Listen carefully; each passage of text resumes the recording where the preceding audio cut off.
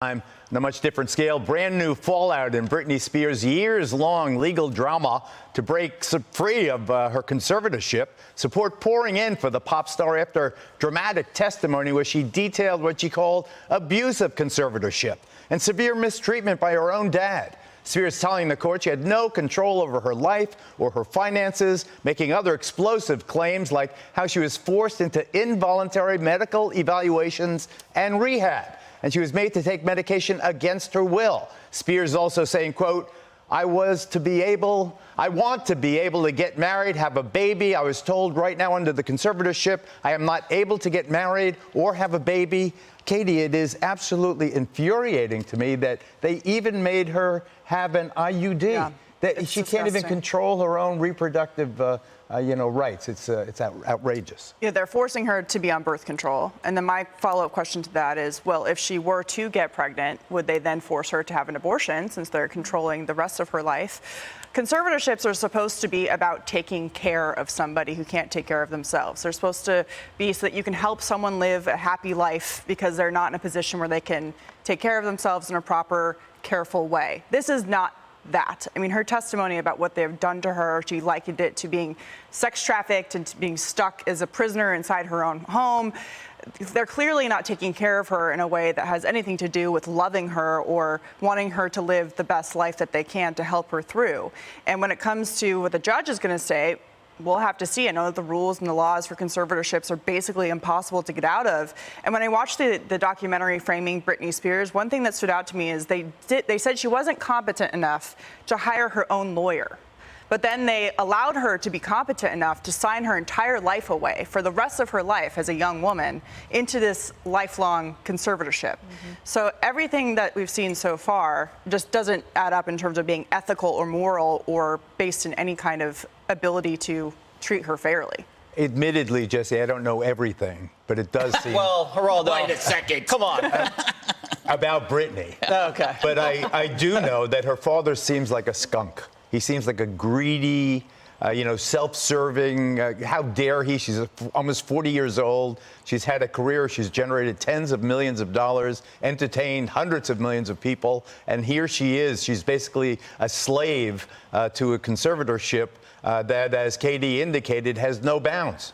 I spoke to a Britney insider today, Geraldo, who said because he'd spent some time with her during this conservatorship, not Johnny, not going to name his name, but he said that the father before all this was just a cook and didn't make a lot of money, wasn't a sophisticated guy. And the next thing you know, he's now managing a multi-million-dollar empire of his daughter, and it's been 13 years, and he doesn't want to give it up. And they have a system set up where now there's a team of lawyers for him, there's a team of lawyers for her. She pays both teams of lawyers, and her lawyers are court-appointed lawyers. So they didn't have a lot of money to begin with. Now they're getting loads of money from Britney. They're going to prolong this because they've hit the jackpot. And it's a catch-22. So if they say, you know what, we're going to send you for an evaluation every single day, and she says, no, I'm fine, I don't want to do that, she's now said she's uncooperative. And then if she goes and talks to the people at the therapy session, says I'm angry, says I'm depressed, well, then she's angry and depressed and she needs to stay in the conservatorship. If you are incapacitated, you do this to someone.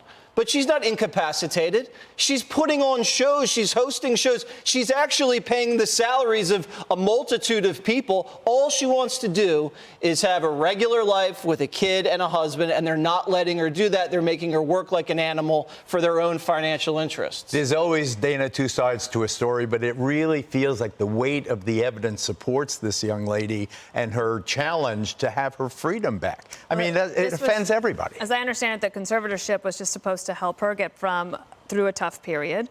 It wasn't meant to be a life sentence, but that seems to be what she's going through. However, the father's lawyer says at any point, Britney is free to file a petition to end the conservatorship, and she's actually never done that. That's the part I don't understand, and I don't know anything or everything. Well, I did speak to my insider about that, and at one point Britney did get an attorney from the outside because she did want to file a suit, and it brings the attorney into the court, and the judge says, no, you can't use that attorney. You can only use the attorney that's been appointed. And the lawyer also never told her that she had the ability to get out of it. Aren't we right to care, Greg? I suppose so. I mean, I didn't contact anybody on this story, right? I'm not going to pretend to be an expert in 5 minutes on law. But I will say that behind every family tragedy is a team of lawyers perpetuating it, whether it's a contentious family divorce. And I'm a lawyer. Yeah, I mean, like family law is probably one of the most torturous mazes of hell anybody could go through. And I only know that from talking to people who've gone through divorces and where there's no incentive. All of this stuff is based on incentives. There's no incentives for lawyers to end this. And you got to wonder at this point, who else could be judged incapacitated for a year or two? I mean, I don't want my wife to get any ideas because, I mean, I've said some pretty crazy things on this show. And, you know, my tweets are a little disturbing. She could probably find enough. But this is an industry that doesn't care about you as long as you're making them money. She does two shows a day for 5 years in Vegas. That's Gutfeld's schedule, right? The problem is the worst occupation in the world, probably more dangerous than being a logger, is child star. If you went through the numbers of all the child stars and figured out which ones were dead and which ones are permanently damaged, it's probably a lot worse than people who are longshoremen or loggers, which have 111 deaths per 100,000. Well, that's good to know. In case you were asking. But this entertainment industry has codified child abuse. They don't care. Nobody cares. I wonder true. I'm just wondering if there was a female judge, would she have been more sympathetic than these creepy old men who are so, as you indicate, self-serving? Hey, Sean Hannity here. Hey, click here to subscribe to Fox News YouTube page and catch our hottest interviews and most compelling analysis. You will not get it anywhere else.